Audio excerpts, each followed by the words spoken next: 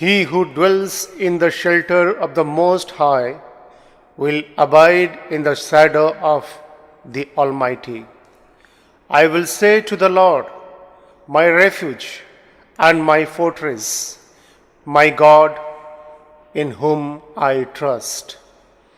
For he will deliver you from the snare of the fowler and from the deadly pestilence.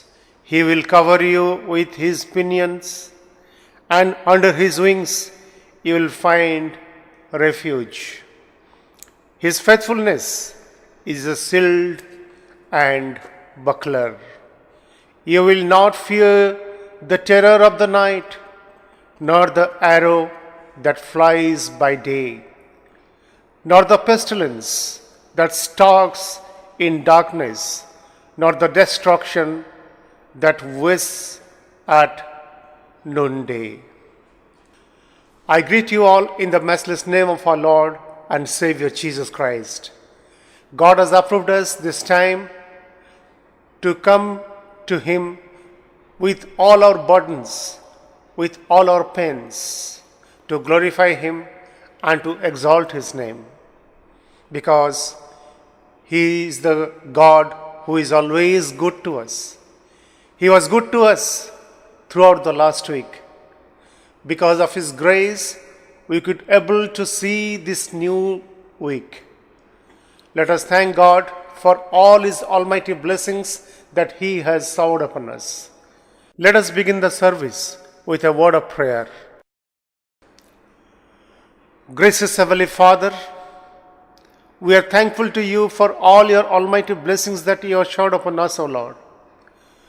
We express our gratitude to You for Your protection, providence, and care for us throughout the last week. Father, we are weak and fragile people of this world. Many times we have strayed from Your ways and we have followed the desires of our own hearts. But You are the Lord who never allows Your children to go away from You, O Lord. Father God, as we have come to get Your blessings through this service, Father, fill us with Your Spirit. As much time we are going to spend together, let Your Spirit guide in each and every activities of this day. Father God, also we pray for our believers, those who are sick. Lord, we pray for Your grace over them. Lord God, stretch forth Your healing hand upon them and heal them completely, O Lord. Father, we pray for today's speaker. Lord, anoint him with Your Holy Spirit. And Lord, help him to speak Your word, which can be touched to the heart of all who have joined with us. Thank You, Lord, for hearing us. We ask this prayer in the precious name of our Lord and Savior Jesus Christ. Amen. Let us glorify God by singing, God in three persons, blessed Trinity.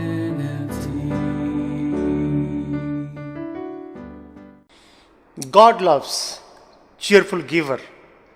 Jesus said, freely you have received, freely give. Give so that you will be given.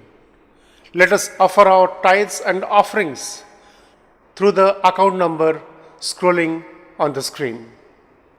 Now I request our Secretary, Mr. Soban Panda, to read out the notices that we have for our church.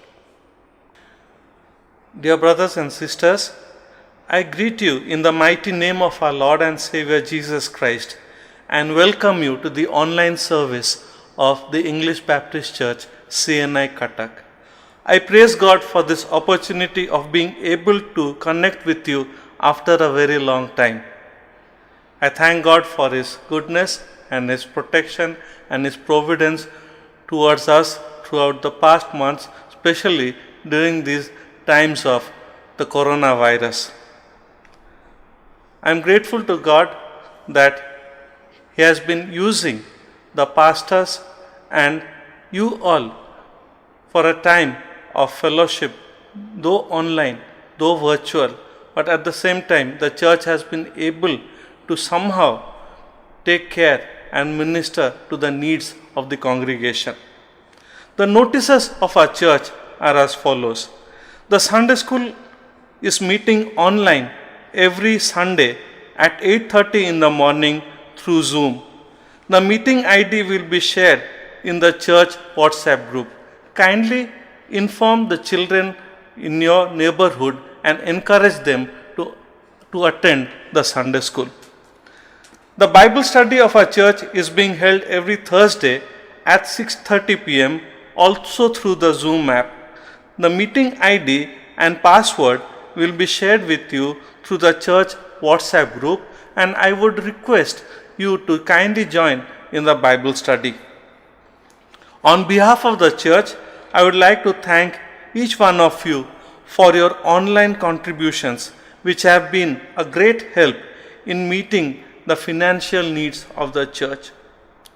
Friends, if you want pastors to visit you and administer the Holy Communion at your home, do contact me or the pastors so that they will make a time and go to you, visit your homes and offer and administer the Holy Communion.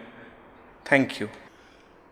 Now, O my God, let your eyes be open and your ears attentive to the prayer of this place. This was the prayer of Solomon. Let this prayer be our prayer of this day. Now may I request Reverend Saurabh Sampath Nag to lead us in the time of prayer. Shall we bow down for the intercessory prayer? Shall we look to the Lord and pray? Our gracious, loving Heavenly Father, we thank you so much for all your manifold blessing in our life. We thank you for being such a wonderful God who is mindful of all the minute thing that is happening in our life. Lord, though we are not able to assemble in one place to worship you, to praise you, you have given us this wonderful opportunity. Through online we are worshipping you, and we pray for all our brothers and sisters this time who are watching this video through YouTube. May you bless their life through the hearing of the message, through singing of the song, and through the prayer. Lord, we very specially pray for all the bereaved family. We pray for the bereaved family of late Reverend Satya Ranjan Maji. We pray for late Sumit Das, and we pray for late Dr. Ashish Ji Lalji Jachak. We pray for your divine peace in all of their families' life. Those who are, Lord, this time going through a time of sorrow and sadness, Lord, give them your peace that surpasses all human understanding. And Lord, may you be their strength during this time. We also remember all those who are going through sicknesses and suffering in our community. And if there is any brother or sister who is watching this video and praying with us, Lord, according to their faith, may you heal all their diseases and give them the strength that they need during this time, not only physically but emotionally and spiritually. May you make them strong. Lord, we also pray for the peace in our border. We pray for the peace of our country. We pray that may you give the strength to all our soldiers, those who are protecting our country. And we pray for all the Jawan who has given their life to save this country. We pray for their family members, those who are those who are sad and going through difficult situation. Lord, we also remember those who have recently celebrated their birthdays. As they have entered to a new year, we pray for your grace and your abiding presence throughout the new year. And we pray that may you help them to bear more and more testimony in the days to come.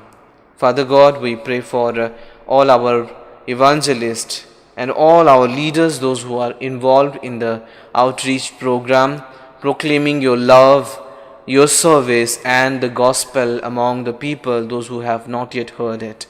We pray that continue to strengthen their life, continue to inspire them through your Spirit, so that their work will be very meaningful and people's life will be saved. Lord, we very specially pray for Mr. Sovan Panda, whom you have chosen to share your word. May you anoint him with your Spirit and speak to all of us. In Jesus' name, amen. The scripture portion for today's meditation has been taken from 2 Peter chapter 1, verse 1 till 11. Now may I request Reverend Saurabh Sampath Nag to read out those passage. For today's meditation, the scripture portion is taken from 2 Peter chapter 1, verses from 1 to 11. 2 Peter chapter 1, verses from 1 to 11. And here it is written, Simon Peter, a servant and apostle of Jesus Christ, to those who through the righteousness of our God and Savior Jesus Christ have received a faith as precious as ours, grace and peace be yours in abundance through the knowledge of God and of Jesus our Lord. His divine power has given us everything we need for life and godliness through our knowledge of Him who called us by His own glory and goodness. Through these He has given us His very great and precious promises, so that through them you may participate in the divine nature and escape the corruption in the world caused by evil desires. For this very reason, make every effort to add to your faith goodness, and to goodness knowledge, and to knowledge self-control, and to self-control perseverance, and to perseverance godliness, and to godliness brotherly kindness, and to brotherly kindness love. For if you possess these qualities in increasing measure, they will keep you from being ineffective and unproductive in your knowledge of our Lord Jesus Christ. But if anyone does not have them, he is nearsighted and blind, and has forgotten that he has been cleansed from his past sins. Therefore, my brothers, be all the more eager to make your calling and election sure. For if you do these things, you will never fall, and you will receive a rich welcome into the eternal kingdom of our Lord and Savior, Jesus Christ. This is the word of God. May the good Lord add His blessing upon the hearing and meditation of this word. We are privileged to hear the word of God from Mr. Soban Panda. And in this time, I would request him to speak to us and conclude with prayer. Dear brothers and sisters, I greet you in the loving name of our Lord and Savior Jesus Christ. I thank God for giving us this wonderful privilege to meditate on His living word. It's after a long time that I'm able to talk to you, though virtually, and I praise God for this wonderful opportunity. Thank God for His protection, that He has kept us alive, He has kept us safe and secure during these trying and difficult times. And for our meditation this evening, I have taken the passage from 2 Peter chapter 1 from verse 1 to 11. And the theme of my message is the calling and election of a Christian believer. The calling and election of a Christian believer. Peter wrote this letter to the churches so that the Christian believers would live a life pleasing to God. In his letter, Peter teaches that the grace of God in Christ Jesus truly transforms and empowers a Christian to live righteously even in the face of opposition.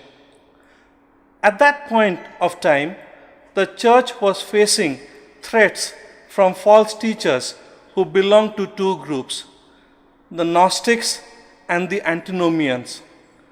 The Gnostics taught that in addition to receive Christ, you also needed special, mystic, or esoteric knowledge derived from different philosophies to walk with God. The conversion experience was not sufficient. They believed that the physical world was of no consequence and salvation came through special knowledge. The Gnostics taught that people were free to let their bodies follow any physical passion or commit any sin without actually sinning, because they believed that the spirit could not sin. On the other hand, the antinomians believed that since salvation was by grace alone, the requirements of moral law are no longer relevant. They said that right conduct was not necessary because of salvation by faith and divine grace. These teachers were exerting an influence on the churches to depart from the truth and the true knowledge of Christ. Peter writes about such people in 2 Peter chapter 2. Dear believers in Christ, we are also living in a time where the church is being exposed to different kinds of false teachings. Various cults and groups have emerged who are teaching about supernatural experiences, promoting sexual permissiveness in the church, propagating the prosperity gospel, and with some churches also legitimizing same-sex relationships. Christian life is also influenced by consumerism of the world. The philosophy of expressive individualism, which says, be and do whatever feels right for you. After all, it is your life that matters. And also the social media, which impacts us to follow the Facebook culture and the celebrity culture. Under these circumstances, Peter is calling upon the Christian believers to be all the more diligent and eager to make their calling and election sure. In 2 Peter 1 verses 10 to 11, Peter writes like this: Therefore, brothers, be all the more eager to make your calling and election sure. For if you do these things, you will never fail, and you will receive a rich welcome into the eternal kingdom of our Lord and Savior Jesus Christ. I would like to just remember two words: be all the more eager to make your calling and election sure. The NIV uses the term all the more eager, which means strongly wanting to do something.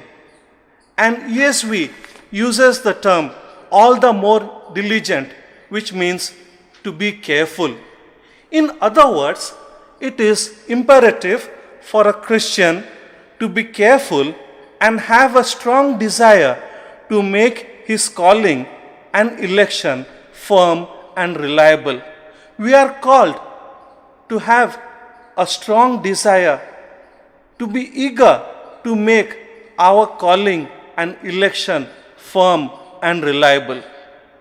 Calling and election are God's work in His plan of salvation for mankind. He is the one who elects and calls. God's election and calling go hand in hand.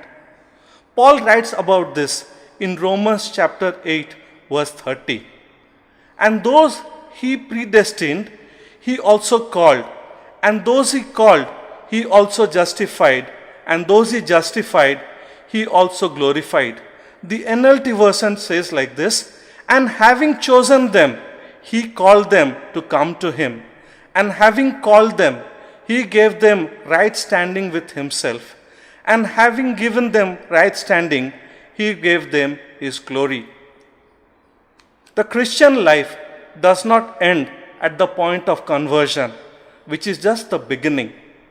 We are called to submit ourselves to the calling and the election of God, because calling and election of God go hand in hand, and God has called us to make our calling and election sure. What is God's calling and election for a Christian believer? If I ask this question to myself, I find that there are three reasons for which God has called us and elected us. The first reason is it is a calling and election to faith in Christ through the gospel. In 2 Thessalonians chapter 2 verses 13 to 14, Paul writes like this, "But we ought always to thank God for you, brothers loved by the Lord, because from the beginning God chose you to be saved through the sanctifying work of the Spirit and through belief in the truth. He called you to this through our gospel, that you might share in the glory of our Lord Jesus Christ. God has chosen us to be saved and has called us to faith in Christ through the gospel. And this comes with a promise that we will share in the glory of Jesus. We are called to a life of faith through the gospel. We accepted Jesus as our Lord and Savior by believing in the gospel which came to us through the servant of God, which is proclaimed in the Word of God. In the Old Testament, in Genesis chapter 12 and chapter 15, we see God choosing and calling Abraham to leave his people and country and go to a land of promise.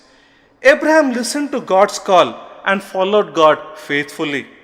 God made a covenant and promised Abraham that his descendants would be like the stars in the heaven.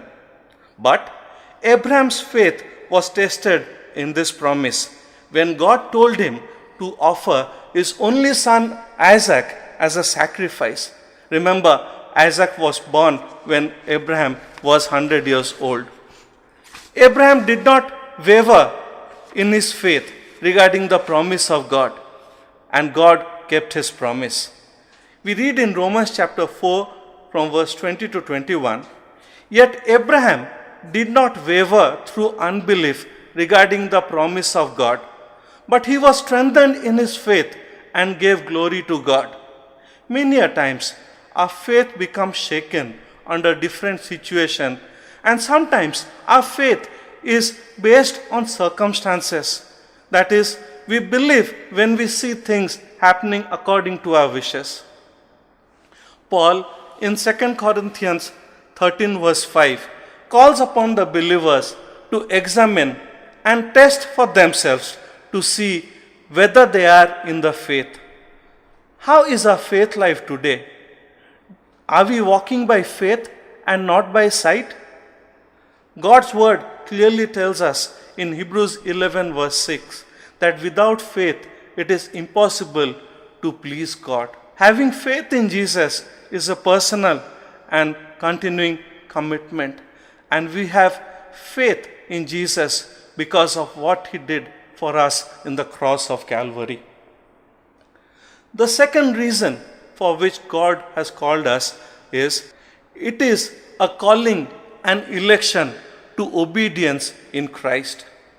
In 1 Peter chapter 1 from verses 1 to 2, Peter writes like this, "To God's elect, strangers in the world, who have been chosen according to the foreknowledge of the God the Father, through the sanctifying work of the Spirit, for obedience to Jesus Christ and sprinkling by his word.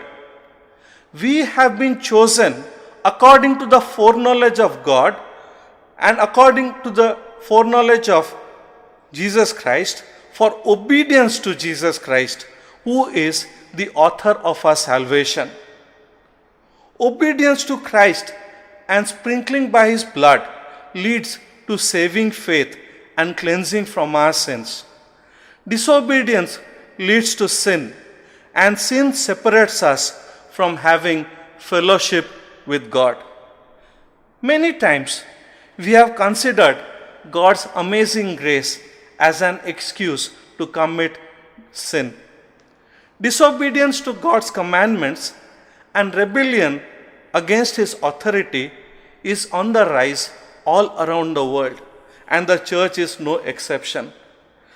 Willful disobedience leading to sin affects an individual, then the family, the church, and the community as a whole. But we see that the disciples of Jesus Christ were obedient to the call. In Acts chapter 5, the apostles were ordered by the Sanhedrin or the Jewish ruling council to stop teaching and preaching in the name of Jesus. But they replied in Acts chapter 5 verse 29, we must obey God rather than men. The disciples were obedient to their call. In 1 Samuel 15 verse 22, it is written, obedience is better than sacrifice, and submission is better than the fat of rams. In Luke 11:28, Jesus calls out to the woman in the crowd and tells, blessed are those who hear the word of God and obey it. It is very important for us to listen to the word of God and submit ourselves to God's word in obedience. Peter writes in 1 Peter 1 verse 14, as obedient children, do not be conformed to the passions of your former ignorance. How many times we forget that we have been saved by the precious blood of Christ into obedience, and we go back to our former life. We backslide, we turn away from Jesus. But Peter reminds us that as obedient children, we should not be conformed to the passions of this world, because obedience to God brings blessings, as Isaiah says in chapter 1 verse 19. If you are willing and obedient, you will eat the fruit of the land. Are we obedient to Christ and His word? Or is He going to tell us, why do you call me Lord, Lord, and do not do what I tell you? Let's look into our lives. What would Jesus say when He looks at our level of obedience? We just meditated on two aspects of God's calling and election. We are called and elected to a life of faith in Jesus. We have been called and elected to a life of obedience. Now we come to the third reason. It is a calling and election to holiness. The Bible says in Ephesians 1 verse 4, for He chose us in Him before the creation of the world to be holy and blameless in His sight. He chose us in Him before the creation of the world to be holy and blameless in His sight. And in 1 Thessalonians chapter 4 verse 7, Paul again writes, for God did not call us to be impure, but to lead a holy life. Our God is a holy God, and He desires holiness from His followers. Therefore, Peter writes in 1 Peter 1 verse 15, but just as He who called you is holy, so be ye holy in all that you do. For it is written, be ye holy, because I am holy. God has sanctified us by the blood of His Son, Jesus Christ. We have been declared holy through Christ's atoning death on the cross of Calvary. Hebrews 10 verses 10 and 14. We are being made holy by the work of the Holy Spirit in our lives. 1 Peter 1 verse 2. Friends, we have been separated from the world and declared holy unto the Lord. But we are holy to the extent that our life is devoted to Him. According to the psalmist in Psalm 96 verse 9, we are called to worship God in the beauty of holiness. Therefore, as those who have been set apart, do we practice holiness in our thoughts, in our speech, and in our actions? It's very important that we be holy in the presence of God. So, God has called and elected us with a threefold purpose: to faith in Jesus Christ, to the gospel. We have been called and elected for obedience in Christ, and we have been called and elected to holiness. But how can we be sure of God's calling and election? How can we be sure of God's calling and election? Peter writes about two things we can do to make our calling and election sure. Two things that we can do to make our call and election sure. The first thing is written in 2 Peter 1 verses 2 and 3. By having faith in Jesus Christ, who by his divine power has granted all things pertaining to life and godliness. Peter calls us to have faith in Jesus Christ, because in Christ we have the power which will grant us all things pertaining to life and godliness. Whatever we need for a life of faith, whatever we need for a life of obedience, whatever we need for a call to holiness can be achieved by faith in Jesus Christ, because he has granted all things pertaining to life and godliness. Jesus Christ possesses three things, three spiritual commodities, that is, righteousness, grace, and peace. And these three spiritual things cannot be found anywhere else in the world. Through Jesus Christ, we can be right with God. We can experience God's unmerited favor and also be at peace and our fellow men. Therefore, we need to grow in our faith life as we walk with Jesus. The second thing that Peter wants us to do is to grow in Christ-like virtues. To grow in Christ-like virtues. He writes this in 2 Peter chapter 2 verses 5 to 7. It goes like this: For this reason, make every effort to add to your faith goodness, and to goodness knowledge, and to knowledge self-control, and to self-control perseverance, and to perseverance godliness, and to godliness brotherly kindness, and to brotherly kindness love. Peter makes a list of 7 virtues: goodness, knowledge, self-control, perseverance, godliness, brotherly kindness, and love.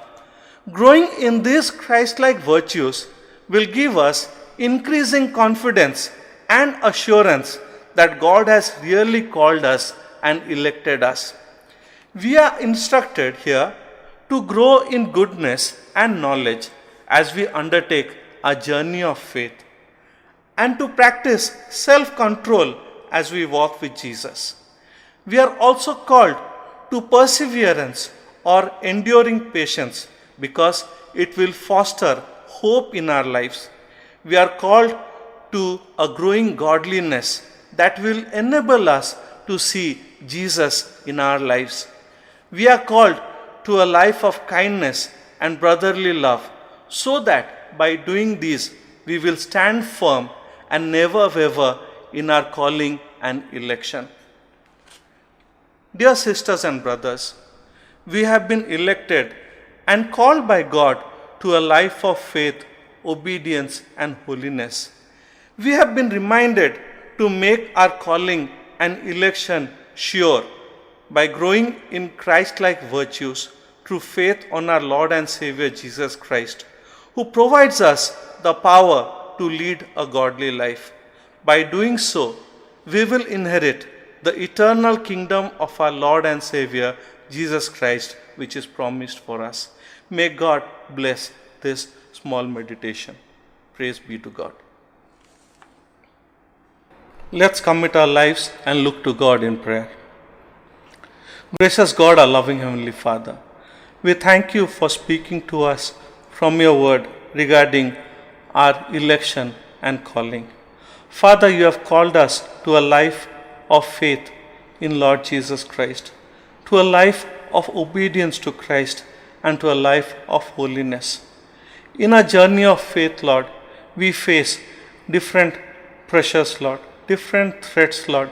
We go through different circumstances and situations, Lord, during which our faith wavers. But Lord, you have once again reminded us that your presence is always with us. You are there to provide us the power to lead a righteous and a godly life. Lord Jesus, we depend on you, Lord. We trust in you, Lord, that it is not we who are walking alone in this journey, but it is you who are with us, because you have elected us, you have called us, Lord. And therefore, because you have elected and called us, Lord, you will be with us. You will never leave us. You will never forsake us, Lord. Help us, Father, to commit and surrender, to yield our lives more and more into your hands, Father. Help us, Lord, to grow in our relationship, in our walk with you, because you are the one who has chosen us, Lord. Father, we pray that in the days to come, you would use us to be your mighty witnesses, to stand up for your truth, Lord, to proclaim your loving kindness to the people around us, and also help us to honor you in our lives, so that when people will look at us, they will see the beauty of Jesus in our lives. We thank you, Father, and we commit ourselves into your hands. We trust, Lord, that you are the one who is with us always. We give you all glory and honor. In Jesus' precious name we offer this prayer. Amen. We are thankful to our speaker for this beautiful and wonderful word that he spoke to us this day. And I believe we all who have heard this message will follow it when we walk in this world. Thank you. May God bless you and use you more in the days to come. Let us receive the benediction. May the love of God the Father, grace of the Lord Jesus Christ, fellowship and presence of the Holy Spirit be with all of you from now and forever. Amen. The service ends here. Go in peace and serve the Lord. May God bless you all.